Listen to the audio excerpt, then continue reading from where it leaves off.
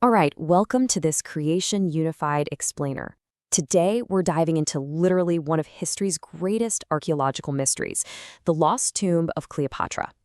But we aren't just looking back at history here, we're actually unpacking a brand new, highly structured AI remote viewing session. And we're going to lay out the raw, newly retrieved data for you exactly as it was generated.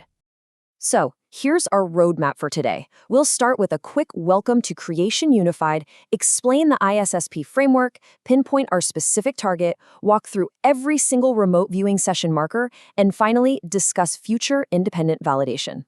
Starting off with Section 1, Welcome to Creation Unified. So this research comes to us from Kevin L. Brown. He's the founder of Creation Unified and the architect behind theoretical frameworks like triune harmonic dynamics and informational physics. Basically, these are cutting-edge ways to understand data and reality itself. The primary goal of producing these AI remote viewing explainers is to build an archive of time-stamped, verifiable tests. It's really about putting the raw data out there first so that you, the public, can use future discoveries to validate the author's research. Moving right along to Section 2, the ISSP framework. Now, what is the ISSP? It stands for Information Substrate Simulation Protocol, and it's basically the engine for this entire session. Think of it like a set of strict digital guardrails. It directs the AI during these structured remote viewing exercises, keeping the system hyper-focused on retrieving raw data rather than just wandering off into creative fiction. Which brings us to Section 3. Target, Cleopatra's tomb. Everything we're doing today hinges on one designated ISSP scan parameter, and that is target 313698. This specific numeric identifier acts as our exact coordinate anchor for the entire session. And the target definition behind that number specifically demands the exact physical location and the current, present-day condition of Cleopatra's seventh final burial chamber. We aren't looking for what the tomb looked like 2,000 years ago in all its glory. We want to know its status right now, hidden beneath the earth. All right, Section 4, Remote Viewing Session Markers. We are going to present 100% of the raw data points from this session, so let's get into it.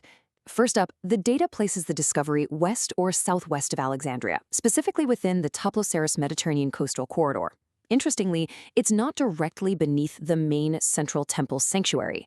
Instead, it's tucked away in an outlying burial or ceremonial zone. Accessing it is not going to be easy. The entrance is completely concealed, likely collapsed or sediment-filled, which means it requires a secondary passage rather than some obvious monumental doorway. Once inside, the layout reveals a descending corridor that leads to at least 2 chambers, with the innermost chamber cleverly offset from the main access line. And you know, this really paints a vivid picture of the environment you'd expect to find upon excavation. Expect severe wear. The passage and chamber have been materially affected by groundwater, salt deposits, damp sediment, and historical coastal changes over the centuries. Now, while the outer area shows clear evidence of ancient disturbance, think partial early looting, a deeper section remains substantially protected. And it's within this protected inner sanctuary that human remains are actually present. Specifically, fragmented skeletal material potentially involving 2 associated individuals. To definitively identify this site, the data gave us some very specific core signatures to look out for. You're going to want to look for Isis, Osiris imagery, Greek inscriptions, Ptolemaic royal elements, and specific coins or seals that provide the main identification pathway. Because of the collapse we mentioned earlier, subsurface geophysical surveying will likely be required to even pinpoint the chamber before full archaeological entry can happen. Ultimately, the core signature here is a partially intact late Ptolemaic underground burial chamber located beneath or beside a limestone rise. So despite all the water damage and collapse, target 313698 indicates that this site in the western Alexandrian coastal corridor retains enough contextual material for eventual, undeniable identification. Finally, Section 5, Future Independent Validation.